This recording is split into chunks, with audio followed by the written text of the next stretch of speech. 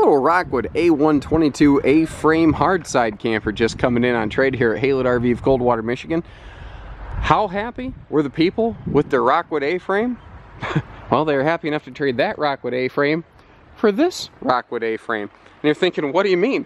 Well, this is a much larger A-frame, and this style was not produced back in 2010 when this thing was built. This was really one of the first generations of the Rockwood A-frames that you find out there, and it's so popular this thing is still built in large quantities today. Rockwood's the largest producer of pop-ups on the market. These guys got it figured out. It's one of the reasons we like carrying them here at Haylett RV of Coldwater, Michigan. By the way, I know offhand she's just under 2,000 pounds. I think the dry sticker was 1998, as a matter of fact. I was still back in high school in 98.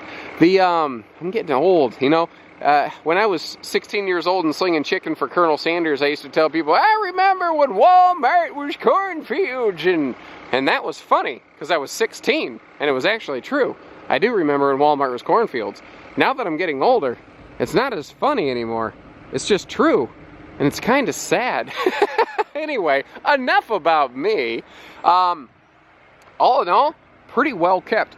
Couple little, I don't know, I guess you call it dings, or, you know, non-factory items or something like that. I'm going to point those out as we go through.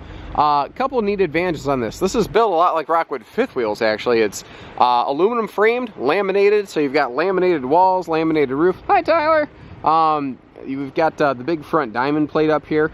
It's just very small. Built just like their luxury fifth wheels, just very small. Like I said, under 9,000, or yeah, well, true, under 9,000 pounds. Under, it's just over 1,900 pounds. And going down the road, it's very low height, because you see that crease line right there. That's all the taller this thing is going down the road, as you can kind of see over here. So you don't get headwinds, because you notice even this extra tall big model is still really still less than the height of the truck. Also, if you look at it, you can see that the camper is not wider than the vehicle. They're about the same size. Man, that worked out well having this here as an example. Look at that. So you don't get side, cross breezes or anything like that, near to the extent that you would with something like a full-size trailer like this. Still have aluminum wheels, still have an outside shower. We've even got TV hookups and everything over here. It's as much of a fold-down trailer as it is a pop-up camper. That's what's kind of interesting about it. Heating and cooling in these is interesting. I'll show you that inside. We've actually got electric and gas heat, and then an electric air conditioner with a 12-volt ceiling fan. So a lot of different ways to get hot or cold air pumped through this. We've got a nice outside grilling station over here if you choose to do something like that.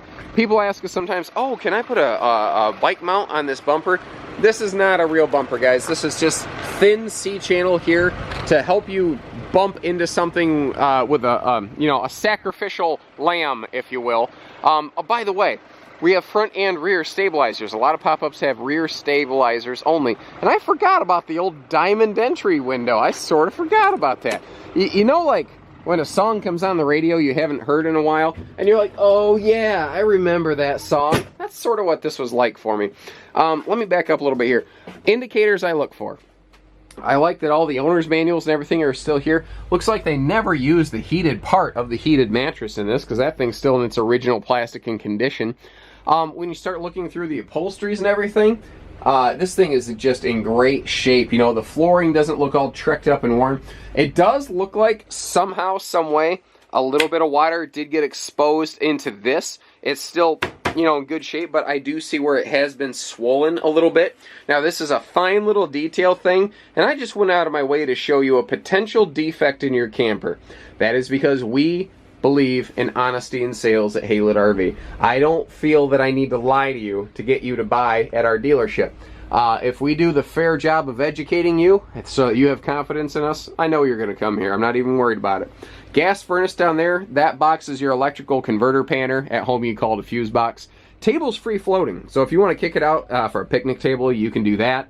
It's one of the advantages to working with us here at Haylett RV is we actually go camping and we have the experience here. Obviously, this can fold down into a sleeper too. Check our photo tour down here. There's a link, by the way, it says check for price and availability. You can see right there through that link if we still have this camper and what the asking price is going to be, because I don't even know yet. You saw that the people haven't even left with their new camper. I'm just working way ahead of schedule here. 3-way refrigerator. You've got 12-volt power, 110 electric, and propane. Cold, colder, coldest, in that order. And this little stovetop cover right here and sink cover, there were a couple other brands that have built some A-frames. They tried to copy Rockwood, and they've since already stopped doing it because they just couldn't ever match the sales record of Rockwood. And it's because Rockwood would do stuff like this little stove cover. It's a couple extra cents, but it gives you countertop function space that you wouldn't have otherwise. So down here, this is basically like an air conditioner that you have in your house. It's called a Cool Cat heat pump. It's a bi-directional heat pump. It's either an air conditioner or a heater. It works off 110 electric power, so you do need to be plugged into park power or have a mobile generator fit. Oh my God, I didn't notice this before. That's the original plastic slipcover over the stereo. I'm wondering if they ever even use the stereo. Wow. Wow, that's crazy. This is another one of those little areas where this is, again, more like a travel trailer and less like a pop-up. We've got a full-on microwave here, and I believe it's on the other side of that stand. There's the actual cable hookup, so you can throw a TV here if you're so inclined to. But the coolest thing about A-frame campers is how easy they are to put up and down, and that's what I want to show you here. Even with just one hand. Oh, someone's already got this one unlatched for me. They must have seen me coming. But all you have to do, flip a couple latches, wall comes right down, and this is lightweight laminated stuff, not hard to deal with. Now what you do over here is you actually sort of sneak out the door. Oops, got my hand pinched in there. There we go. Walk your way out. Close her up. Shut her down. And then this side right here, you just sort of lift a little bit, and you let gravity take over. And that's it, folks. You just went from camping to hitting the road and out of here in a hurry. So, give us a call, learn more. If you like what you see and this one's sold, we sell a gosh darn load of these brand new. We sell a lot of these brand new. Give us a call, 800-256-5196. Haylett RV of Coldwater, Michigan. Take care, stay safe, have fun, and happy camping, everyone.